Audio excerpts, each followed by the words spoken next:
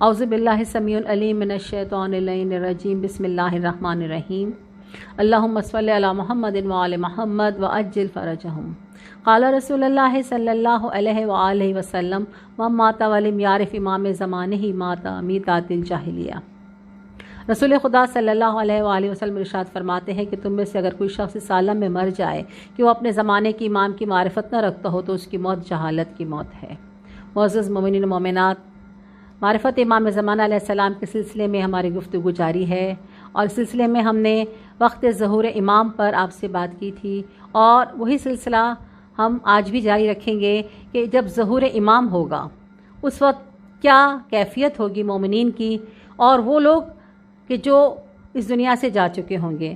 ہم اور آپ اگر اس وقت تک حیات ہوں گے تو انشاءاللہ تعالی امام کے لشکر میں شامل ہوں گے، اور اگر ہم انتقال کر چکے ہوں گے تو ہماری قبروں میں اور دیگر مومنین کی قبروں میں ایک خاص قسم کا سکون اور خوشی کی لہر بھیجی جائے گی، ایسی کہ تمام مرحومین اس کو محسوس کریں گے، اور اہل قبور ایک دوسرے کو جا کر ایک دوسرے کی قبروں میں ملاقات کر کے مبارکباد پیش کریں گے کہ یہ خوشی ایسی ہوگی جو نہ صرف زندہ لوگ منا رہے ہوں گے بلکہ اس میں مرحومین بھی شریک ہوں گے، اور وہ جنہوں نے انتظار امام کا حق ادا کیا ہوگا، یہ وہ مومنین ہوں گے جنہوں نے انتظار کیا ہوگا، اور انتظار کرتے ہوئے وہ تمام اعمال کیے ہوں گے جس کا حکم ان کو اللہ کے رسول اور حجت خدا نے دیا ہوگا۔ امام علیہ السلام کے ظہور کے بعد جو بات ہمیں روایات میں ملتی ہے کہ امام کے ہمراہ 313 اصحاب بدر کی تعداد کے مطابق لوگ آئیں گے۔ یہ وہ ہوں گے جو امام علیہ السلام کے لشکر کے کمانڈرز ہوں گے، یعنی ان میں سے ہر ایک کے نیچے لاکھوں کا ایک لشکر ہوگا، ہزاروں کا لشکر ہوگا جو امام علیہ السلام کے ہمراہ جنگ کرتے ہوئے دنیا میں امن و امان قائم کرے گا اور ظلم کو نیست و نابود کرے گا۔ ان 313 افراد میں سے کچھ کے نام ہمیں بتائے گئے ہیں، اور ان میں 4 اللہ کے پیغمبر ہیں۔ سب سے پہلے حضرت عیسیٰ علیہ السلام، حضرت خضر علیہ السلام، حضرت الیاس علیہ السلام اور حضرت ادریس علیہ السلام۔ ان میں سے 7 اصحاب کہف ہیں، اور رسول خدا صلی اللہ علیہ وآلہ وسلم کے اصحاب میں سے حضرت سلمان فارسی کا نام بتایا گیا ہے۔ مولائے کائنات علی ابن ابی طالب کے اصحاب میں سے مالک اشتر کا نام لکھا گیا ہے۔ اسی طرح سے مولا حسین علیہ السلام کے اصحاب میں سے حضرت حبیب ابن مظاہر کا نام بتایا گیا ہے۔ یہ وہ ہستیاں ہیں کہ جو لشکر امام کے کمانڈرز ہیں، اور ہم خوش نصیب ہیں خواتین کہ یہ بھی بتایا گیا ہے، ہمیں یہ خبر دی گئی ہے معصوم علیہ السلام سے کہ اس لشکر میں 50 خواتین بھی آئیں گی جو خود کمانڈر ہوں گی، اور ان کے زیر نگرانی ہزاروں اور لاکھوں کی تعداد میں خواتین کے لشکر تیار کیے جائیں گے۔ ان خواتین میں سے 13 کے نام ہمیں بتائے گئے ہیں۔ میں آپ کے سامنے فقط 3 یا 4 کے نام لوں گی وقت کی کمی کی وجہ سے۔ سب سے پہلے ایک بی بی کا نام جو بہت زیادہ بتایا گیا ہے، جن کا نام ہے سیانہ ماشطہ، جو فرعون کے زمانے میں یہ وہ بی بی ہیں جو حضرت حزقیل کی زوجہ ہیں، اور اللہ کی وحدانیت پر یقین رکھتی تھی اور اللہ کو اپنا وحدہ لا شریک رب مانتی تھی، اور اس کی سزا میں فرعون نے اس کے سارے بچوں کو اس کے سامنے جلتی ہوئی آگ میں پھینکا اور کہا کہ مجھے خدا مانو، نعوذ باللہ مجھے سجدہ کرو، لیکن اس بی بی نے اپنی ساری اولاد کو جلتے ہوئے تو دیکھا لیکن فرعون کو خدا نہیں مانا، تو رب نے ان کو یہ درجہ عطا کیا کہ خود جو اپنے بچوں کے بعد اسی آگ میں جلا دی گئیں، اس بی بی کو اللہ رب العزت نے امام علیہ السلام کے لشکر کے لیے تیار کر کے رکھا۔ دوسری بی بی جن کا نام ہے سمیہ، یہ حضرت عمار یاسر کی والدہ ہیں۔ کفار اور مشرکین مکہ نے انہیں رسول خدا کے کلمہ پڑھنے پر بہت زیادہ اذیت دی، بہت زیادہ اذیت سے ان کو شہید کیا۔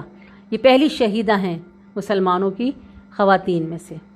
اس بی بی کو اللہ رب العزت نے امام زمانہ علیہ السلام کے لشکر میں شامل کر دیا، بی بی سمیہ۔ اس کے بعد تیسری بی بی، اس کا نام ہے قنوہ۔ یہ مولا علی علیہ السلام کے جانثار صحابی رشید حجری کی دختر ہیں، جو اپنے بابا کے ساتھ ولائے علی کی سزا کے طور پر بہت زیادہ اذیت سے شہید کی گئیں، اور اس بی بی کو بھی اللہ رب العزت نے امام زمانہ علیہ السلام کے لشکر میں شامل کیا، یعنی توحید، نبوت اور ولایت پر قربان ہونے والی بیویاں مولا مولا امام زمانہ کے لشکر میں شامل ہوئیں. اور چوتھی بیوی جس کا میں ذکر کروں گی مختصراً، ان کا نام ہے بی بی زبیدہ خاتون، جو کہ ہارون رشید کی زوجہ ہے اور ایسے ظالم فاسق و فاجر بادشاہ کے گھر میں رہ کر بھی محبت اہل بیت کا حق ادا کرتی رہی ہیں. تو یہ وہ ہستیاں ہیں جو امام علیہ السلام کے لشکر میں شامل ہوں گی اور امام علیہ السلام کے فوج کے کمانڈرز ہوں گے.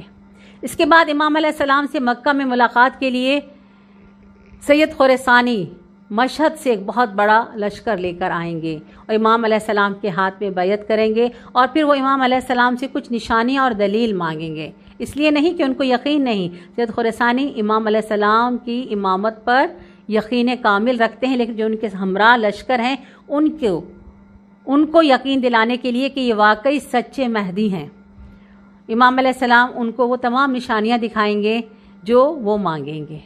اس کے بعد ایک اور لشکر جو یمن سے آئے گا امام علیہ السلام کی بیعت کرے گا، جن کی تحریک پوشیدہ ہوگی لیکن امام علیہ السلام کے ساتھ وہ ہر وقت رابطے میں رہیں گے.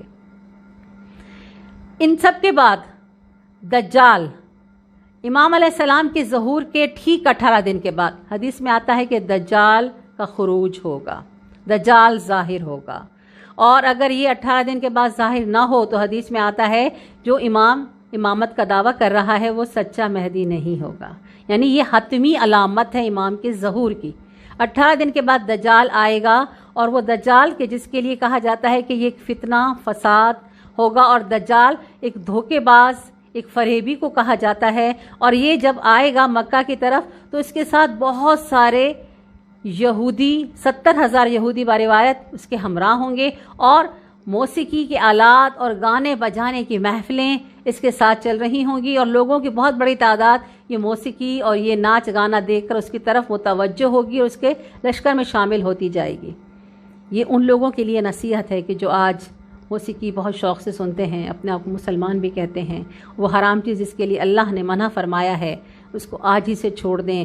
مبادہ یہ نہ ہو کہ جب ظہور امام ہو تو موسیقی کی کشش لوگوں کو دجال فتنے کی طرف لے جائے. یہ 40 دن امام علیہ السلام اس کے ظاہر ہونے کے بعد دجال کو قتل کر دیں گے. اس کے بعد امام علیہ السلام اپنے ہمراہیوں کے ساتھ، اپنے لشکر کے ساتھ سفر کا آغاز کریں گے. مکہ معظمہ سے امام علیہ السلام کا پہلا سفر مدینہ منورہ کی طرف ہوگا.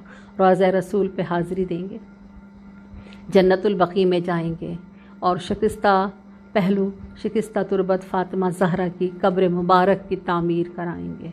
وہ جو قبر منتظر ہے اپنے وارث کی، اس کا وارث آئے گا اور وہاں پہ روضہ تعمیر ہوگا. مدینہ منورہ سے امام علیہ السلام کا سفر شروع ہوگا عراق کی جانب، کربلا کی جانب. اور روایات میں آتا ہے کہ امام علیہ السلام یہ سفر نہ زمین کے راستے کریں گے، نہ ہی دریا کے راستے، پانی کے راستے، بلکہ امام علیہ السلام فضاؤں میں اڑتے ہوئے جائیں گے. اس زمانے کے لوگ نہیں سمجھ پاتے تھے، لیکن آج کے دور جدید میں یہ سب باتیں سب کو سمجھ میں آتی ہیں. امام علیہ السلام جب پہنچیں گے عراق، سب سے پہلے امام کربلا جائیں گے. 40 کا موقع ہوگا، لوگوں کو خبر مل چکی ہوگی کہ امام علیہ السلام کا ظہور ہو گیا. امام کربلا میں روضہ امام حسین کی زیارت کے لیے پہنچیں گے. بہت بڑی تعداد لوگوں کی وہاں موجود ہوگی، لیکن امام کی آمد کا سن کر سب مولا کو راستہ دے دیں گے. امام علیہ السلام چلتے ہوئے زری پاک کے قریب آئیں گے. زری کا دروازہ خود بخود امام کے لیے کھلے گا. امام داخل روضہ امام حسین علیہ السلام میں ہوں گے، اور امام معجزے سے، امامت کے معجزے سے اپنے دونوں ہاتھ قبر مطہر امام حسین علیہ السلام میں داخل کریں گے.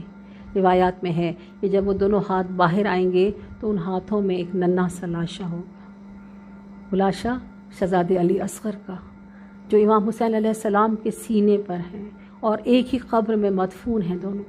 اور جب وہ لاشا ہاتھوں میں بلند کریں گے امام زمانہ علیہ السلام تو ایک نالہ بلند کریں گے، گریہ فرمائیں گے، ایسا گریہ کہ زمین و آسمان امام زمانہ علیہ السلام کے ساتھ رو رہا ہو.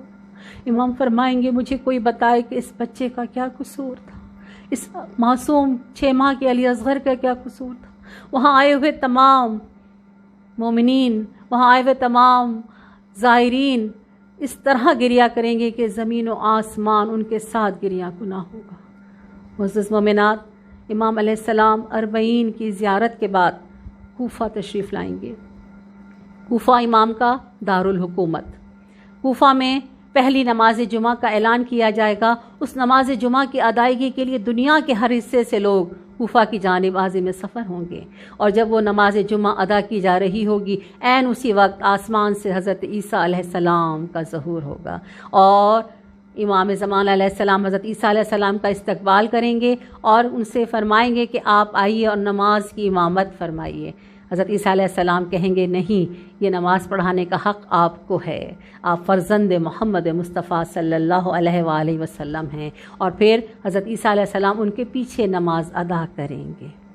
معزز مومنات، یہ نماز ایسی ہوگی کہ جس کی پہلی صف مسجد کوفہ میں ہوگی اور اس کی آخری صف کربلا تک جائے گی۔ اس کے بعد امام علیہ السلام حضرت عیسیٰ علیہ السلام کے ساتھ مل کر جنگی حکمت عملی تشکیل دیں گے۔ یہودیوں کو دعوت دی جائے گی، عیسائیوں کو بلایا جائے گا۔ حضرت عیسیٰ علیہ السلام اعلان فرمائیں گے عیسائیوں کو، اور ان میں سے جو عیسائی حضرت عیسیٰ علیہ السلام کو اپنا رہبر، اپنا نبی سچا مانتے ہوں گے، وہ دائرہ اسلام میں آ جائیں گے، اور جو لوگ نہیں مانیں گے ان کے ساتھ امام علیہ السلام کی جنگ ہوگی، اور امام علیہ السلام اپنے لشکر کو لے کر بیت المقدس کی آزادی کے لیے فلسطین اور القدس پہنچیں گے۔ ایک بہت بڑا معرکہ ہوگا یہودیوں کے ساتھ، یہودیوں کو نیست و نابود کیا جائے گا، اور وہ عیسائی جو سرکش ہیں جنہوں نے حضرت عیسیٰ علیہ السلام کی بات کو نہیں مانا، ان کو بھی نیست و نابود کیا جائے گا، اور اس طرح پوری دنیا میں ظالموں کا خاتمہ ہو جائے گا اور ایک عالمی حکومت تشکیل پائے گی۔ انشاءاللہ تعالیٰ اگلی گفتگو میں ہم امام علیہ السلام کی اس عالمی حکومت پر گفتگو کریں گے۔ اللہ رب العزت ہماری اس کاوش کو اپنی بارگاہ میں قبول کرے اور ہمیں لشکر امام زمان علیہ السلام میں شامل کرے، آمین یا رب العالمین۔ وما علینا الا البلاغ المبین۔ اللہم صلی علی محمد وآل محمد وعجل فرجہم اجمعین برحمتک یا ارحم الراحمین۔ مہدی